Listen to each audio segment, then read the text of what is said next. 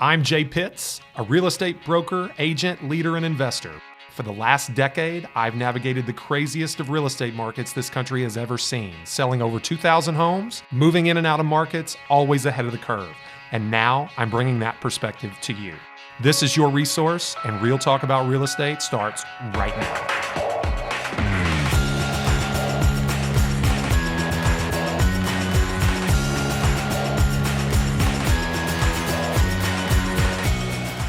And welcome back, everybody, to Resource, Real Talk About Louisville Real Estate. I'm your host, Jay Pitts. I am here with an intrepid guest today. I hope that adjective holds true after the information that he provides you. I see him smiling already. Mr. Bryan Weigandt, president of Century Mortgage Company and a longtime friend. Bryan, welcome. Thank you, Jay. I appreciate you having me on today. Dude, absolutely. Absolutely. So, we had a brief conversation, and just so you're aware, this is the second episode of Resource since we took a bit of a hiatus with COVID. We had a home inspector on last week, so the bar is set really low for you. No, I'm just kidding. Nick Wright with Right Choice Home Inspections was our guest last week, and we talked about some very valuable information for agents to use as they approach showings, as they approach the pre-listing process with their sellers. But you and I had an interesting conversation, as we often do. Bryan and I, for those of you that don't know us and know that we know each other for quite some time, we met when I was 18 years old as a very excited and I don't even know, green to the ways of the world, college freshman at Bellarmine University. Bryan was an assistant baseball coach. His brother, Scott Weigandt, was my head coach, who is now the athletic director over at Bellarmine. And Bryan was the good cop to that good cop, bad cop relationship. Was that fair to say, Bryan? Yeah, the fun coach. The fun coach. He got to be the fun coach that got the players in trouble by insisting that they should do things that would get them in trouble. But, get under my brother's skin a little. Just to get under the skin, right? So anyway, so Bryan actually, funny enough, and I've talked to him about this before, inspired me. He and I, he was still hanging on to the playing side of his playing career in summer ball at Derby City Field, playing for Star Drywall, and I had the pleasure of playing on that team as well. And Bryan had just gone into the mortgage business as I was maybe a sophomore, junior in college, and it inspired me actually in conversations we had back then to try my hand at the mortgage business after college. We didn't work together, but stayed in close contact. And then obviously when I made the transition into real estate, Bryan was one of the go-to resources, and he and I have been kind of working together ever since. So I'm happy to bring him to you today because I know he has an intimate knowledge of how availability of mortgage lending and, the trends in our market and how they impact how you as real estate agents find the ability to help your clients achieve their desired outcomes. So as he and I were having our conversation a couple of weeks ago in really coming to the idea that we wanted to do this episode, I started thinking about, a lot of the verbiage you heard at the beginning of the pandemic back in March, right? The Black Swan Event, right? Which has a negative connotation, right? It's something that has a potential negative impact on your life that you didn't see coming. Right. That was most of us. That was the situation we were in. We were poised and prepared for another great year in the real estate business. And obviously we got thrown a big curveball. But since then, in the weeks and months since, what we've grown to understand is that if not the economy as a whole, the real estate market at minimum has experienced a very V-shaped recovery. We saw a pause for the month of April and early May, and then essentially a spike in demand, which made our already short supply of inventory painfully inadequate. And, we have seen, and I checked the numbers this morning, and in fact, we are down about 7 or 8% in terms of sale count in 2020 versus 2019. But Bryan and I, and my conversation with him, came to this conclusion that regardless of that inventory challenge, regardless of this being a very pronounced seller's market, that it is in fact a great time for buyers as well, which in my career, which those of you that follow the show know that I've been around the real estate industry my entire life. In my career, I've never seen those two things be simultaneously true. It was prices are up. Okay, so, and it's a seller's market, or there is no supply and therefore it's a seller's market, or inventory is really high and prices are depressed and therefore it's a buyer's market. Bryan, talk to me about how interest rates have had an impact. And we talked about it just before the show, just the very simple difference between where rates are today versus where they were 2, 3, 5, 7 years ago. How does that make this a great market for buyers as well?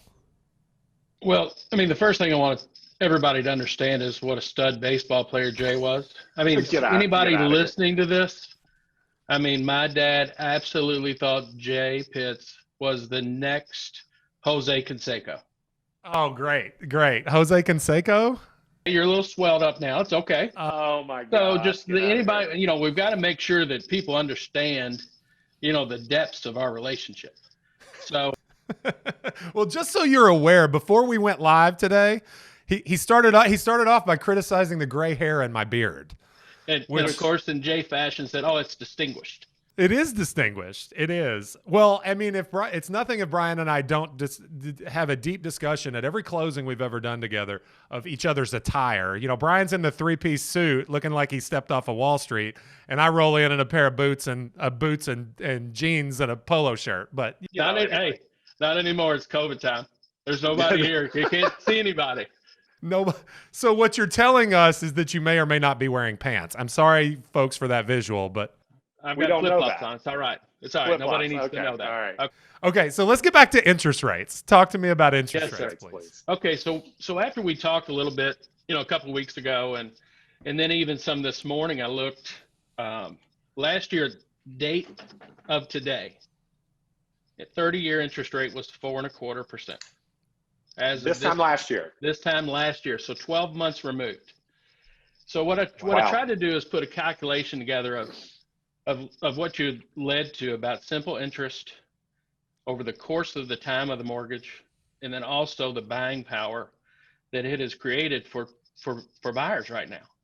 You talked about short supply and demand and all that stuff, and we've been doing this a long time together, and we've both seen both of that swings up and down. For sure. When you in these, and these were real hard numbers, they're factual numbers that you plug in to look at. Right. A $250,000 mortgage last year at 4.25%, and I wrote down some notes, so I made sure I got it right. The principal and interest amount on that particular mortgage was $1,225.49. Okay. 30 years of interest was $193,000 roughly. Okay. Versus today. And I did this at 2.75. Okay. That's what mortgage rates are today. The principal and interest amount was $1,037.23. Wait, so north of $200 a month savings? Yeah, $192.26 per month. Okay. That buyers are borrowing today at the same loan amount. What's even better about that, that I always talk to our clients and our loan officers about, you want to be the loan officer for life. You want to do someone's mortgage. You want to do their kids' mortgage, their grandkids. And you do that by helping them with creating a wealth plan. It's not about this particular deal, but the thing that is so great about this, the interest on the rate today is $123,000 over 30 years, nearly $70,000 of more wealth in that person's pocket. Now, there's some assumptions that, they live there 30 years, make their payments and all that stuff. But even at the break-even point, buyers today are going to be in a better position at the 5 and 6 year mark if they go to sell. And that's what really it blows me away that we're in this right now. Yeah. No, well, that's incredible. I mean, if you just talk $200 a month, $250,000, assuming a 20% down payment, is a $300,000 purchase, which if you look at where our market is moving, you know, I always make the assumption, and we make projections in our business. I always talk to our agents, don't make goals, make projections, right? And that's just because the goal in and of itself, I think, has become, you know, a little too kind of ambiguous. It's a little too, it's not enough concrete. You know, it's not concrete enough. So when you project based on 200,000, that makes the numbers nice and round, but very soon this market is going to require that we make projections based on 300,000, the way prices are inclining. So, that's a 20% down payment. That's the what we call the chunky middle of the market. A $300,000 sale with 20% down, maybe a slight move up purchase, but that's $200 a month. That's $2,400 annual. And even if you only stay in a home for 4 years, that's near $10,000 in equity that you will roll into the next purchase.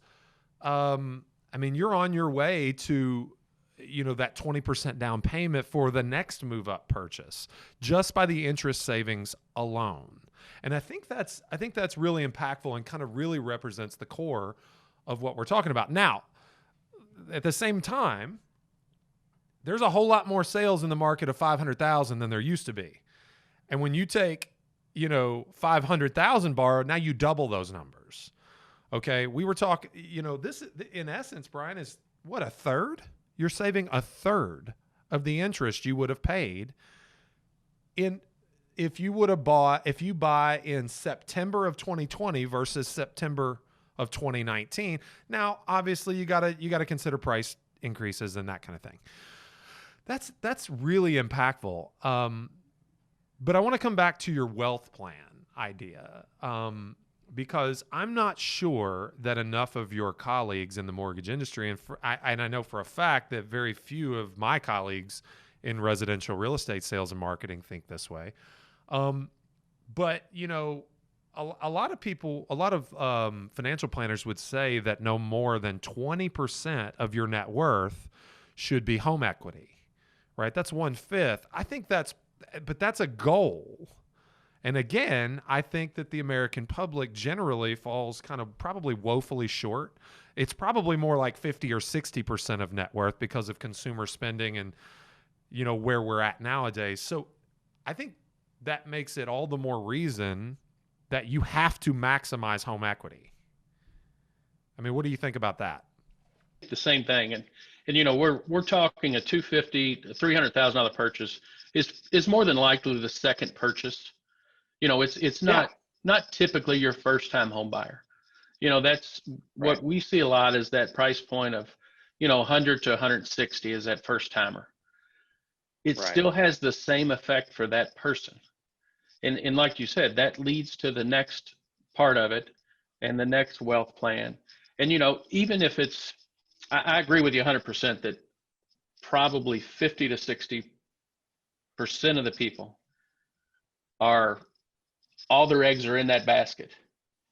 And until they get to the end, you know, a little bit farther in life, a little bit, you know, more wise in the gray hair in your beard, you know, you start looking at other options.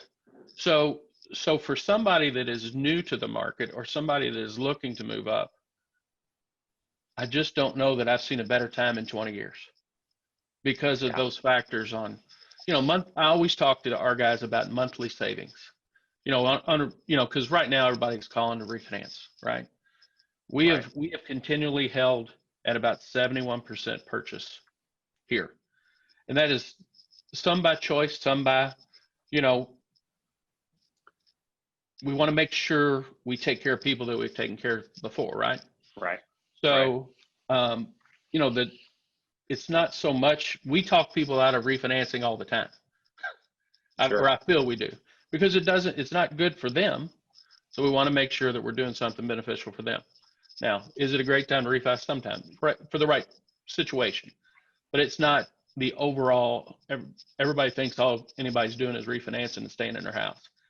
We've had more purchase volume in the last 2 months than we have in a long time. So it's, you know, aside from making that transition and building that equity in the next step, I think it's our job to make sure that we educate people on that as well, so that they understand why it's so good, which, obviously the reason for the show today. Well, and anybody who listens to me, I kind of wax poetic quite often about, the idea that so the counter to this would be, well, okay, I understand you, Jay. I understand you, Bryan. Rates equate to savings over the long term. And certainly it's 75,000, I think is the number you quoted earlier, or 200 a month or whatever. 200 a month for 36 months, $7,200 is not 75,000. So the counter is that, well, I'm not planning on staying in my home long enough. And, I had this conversation with a group of agents just before we jump on the call today, and really trying to back into a scenario where overpaying would lead to an unwise decision financially was very difficult to find. We assumed, overpaying by 5% equals $25,000 on a $500,000 or $500,000 property. So, $25,000 overpayment plus stay in the house.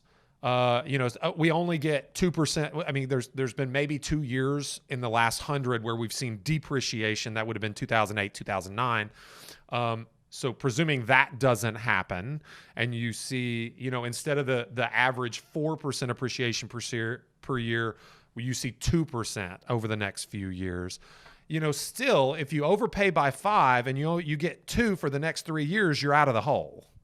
Right? If you count, 6 to 8% of sale cost, add 3 or 4 more years to it and you're out of the hole. But more than likely, we're going to see those average appreciation rates versus, a serious correction. This is not 2008. This is not 2009. This is not the Great Recession. Maybe we thought in March that it might be, but you go back to the fact that, and you'll know this very well because I know a good segment of your business in those years was new construction. And I think you could be someone to certify that new construction has not returned anywhere near what it was in the lead up to 2008, right? So what we have done is we have 75 million millennials. We have subpar building. We have family formations and families being created from those 75 million people in this country, and we don't have new housing being produced to keep up. Simultaneously, you don't have baby boomers downsizing at the rate expected. They're aging in place. Some of them refinancing and pulling equity to modify their home so that they can live on one level, potentially. But those homes are not coming to market. So in the previous 3 years, we've grown accustomed to a 3 to 4 month supply in terms of absorption rate. Anybody that's listened to the show knows absorption rate. I talk about it profusely. Now we're at 1.5 months supply, Bryan. 50% of what we've grown accustomed to, which is already short. So the truth is that alone is going to drive appreciation over the next couple of years. So a short-term purchase, I guess I'm taking a long way. This is my SOP, right? My standard operating procedure. I take a long time to make a very, very direct point. You're not going to make a bad purchase. You're not going to make a bad purchase, right? Don't overpay by 20%. But how difficult is that to do? It's hard. Your agent has to be asleep at the wheel. So anyway, and your lender might have to be crooked because they're not going to appraise it for that. You and I have dealt with our fair share of under appraisals. Anyway, we'll leave that there. I think that's probably not a good conversation for you and I to have. Well, and one thing to add to one of your points earlier about 2008, when we saw this massive appreciation, this overinflection of price point and everything else, there were rules and regulations put in place back then that it's almost impossible for this to happen again. I know that it's impossible to happen, but there's so many checks and balances now that we go through as a lender, that appraisers have to go through as a lender. It just adds to the point that you can't make a bad purchase. Right. You can't. like you said, unless you're just completely in left field doing. If you're paying cash, really, if you're paying cash and you're asleep at the wheel, but most people that pay cash, they don't fall asleep at the wheel, but here we are. I'm not going to make this political, and neither of us are going to go there. But we're just post first presidential debate last night. Sorry interrupting you. Please don't. Can I talk over you? Because you can. Okay, I see what you're doing. That's good. That's good. Okay. No, he didn't. No, you don't. Yes, you do. You never did that. Okay. That's all it was. But anyway, I guess my point is a lot of what you hear from the incumbent is about deregulation, right? Freeing up markets. And yes, the markets have been freed up, and yes, the economy has reacted, but not in mortgage markets. Okay. Dodd-Frank is still in place, right? It is not the Wild West that you and I once, worked amongst. And mortgage regulation, there's no foreclosure crisis looming. Maybe forbearance is a little bit of an issue. And yes, there's going to be some people that lose their home behind forbearance that didn't understand what they were opting in for, and that is really tragic. But the truth is they have options like they didn't in 2008 because, they're not over leveraged. They're just underwater because they lost a job and couldn't make payments. But the fact is the banks are more apt to opt for, that's a weird combination, apt to opt. They're more apt to allow you to short sell your property. You've got more equity. The market is brisk. It is, desperate for inventory. There are workarounds that exist today that didn't then. And so, kind of tying this all back in, Bryan, I think what we found is we've got that black swan over here, right? That was COVID-19 that really kind of put us on really uncertain footing. But we've also got this like the pink elephant in the room, which is that essentially it's probably the first time in my career, and previously you said the same thing, in 20 years, where we can see buyers and sellers both have optimal conditions for opting to transact real estate. And I think personally, it is incumbent upon us as professionals to put out that narrative, because a lot of people don't understand that, specifically sellers. They don't know. I think they're scared to death to bring their home to market because they have no idea where they're going to move. And the idea is simply, and it's gridlock is what it is. It's gridlock. 1.5 month supply is gridlock. If more sellers bring their homes to market across the board because they're not fearful of what they go next, then there's going to be more to choose from for everybody in the market. What are your thoughts on that? 100%. We run a list of, 120 to 130 people per month that are pre-qualified and ready to go. And that kind of churns, on and on. It has shrunk a little because of some of the things that you said. People are concerned and worried. They call and they get going, and the first one doesn't pan out. Then they go, oh my gosh, what am I going to do? Where am I going to go?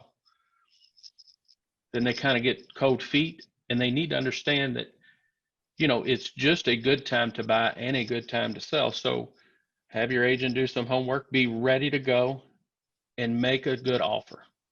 Yeah. I mean, I think if that, the preparation part, I think, is more key now than it has been, for a long time. And that goes with, kind of fine tuning what somebody wants to buy, fine tuning and understanding the financing part of it, and understanding.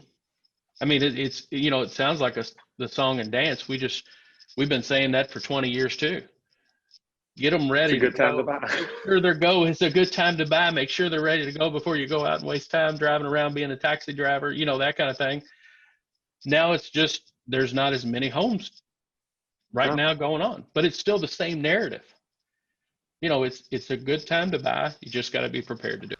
Like, I don't know how far rates have to go, because literally and this is, it's been a true statement since 2000 and 11. I don't know. What are those rates? We were talking about that before the call. Okay. So listen, rates dipped to average in 2012 of 3.66%. So let's say at least 8 years. It's been true when we've made the statement, rates are stupid low. 3.66 is stupid low. 2.7 is asinine. Okay. But I don't know how much more rates can go before people believe us. Yeah. You remember what we talked about right before when you first got in? Yeah. Oh my gosh. I mean 6.875 on a 30-year mortgage. I know. And our parents even, I'll go even further. My mom and dad had a mortgage on their house at 16% for like 22 years before I got into doing this. They never even thought about it. Never even thought about it. So the month I was born, November of 1981, I'm gonna make you feel old for a second. Sorry, Brian. Hey, I turned 39 next month though, dude. I'm almost in the 40s. The month I was born was the apex of interest rates in the history of our country. Like it was the highest month on record for interest rates, November of 1981. Fun fact.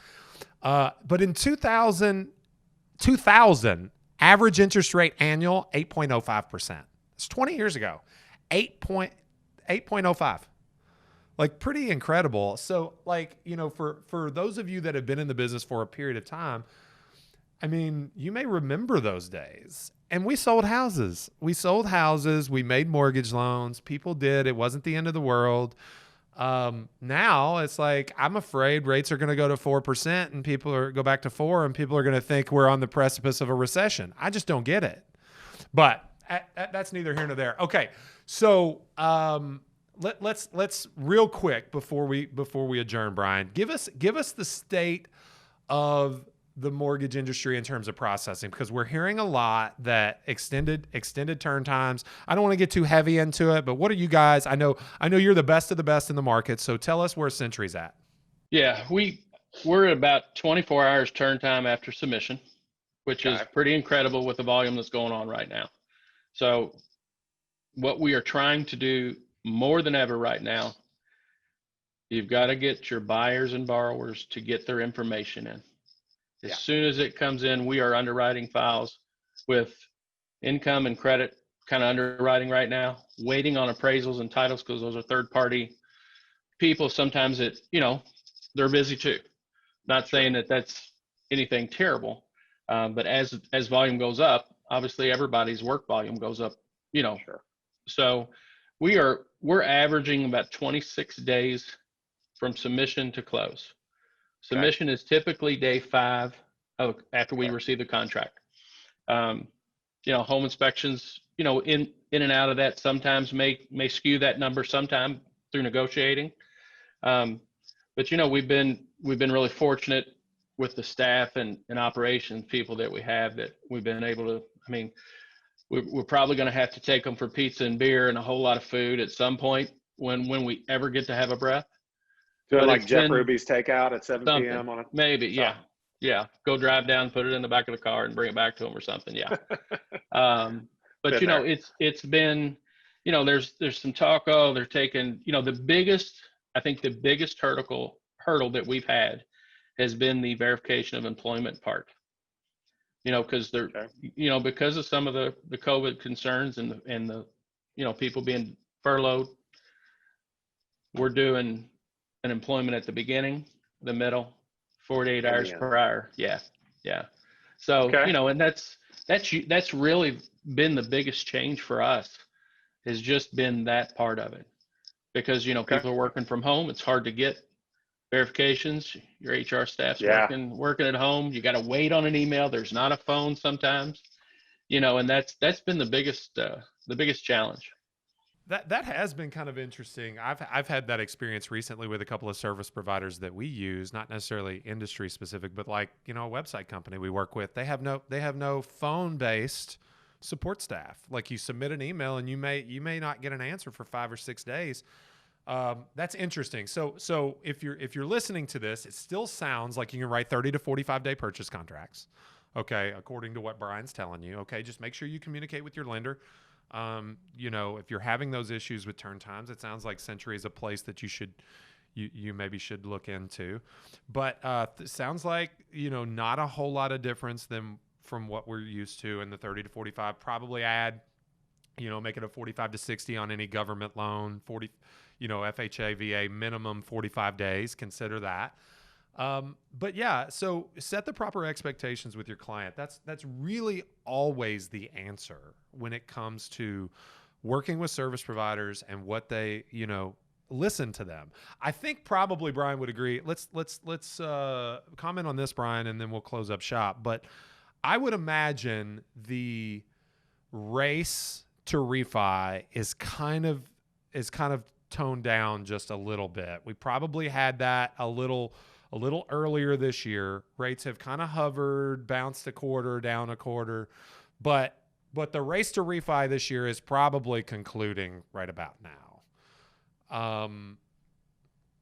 So then you shouldn't expect to have,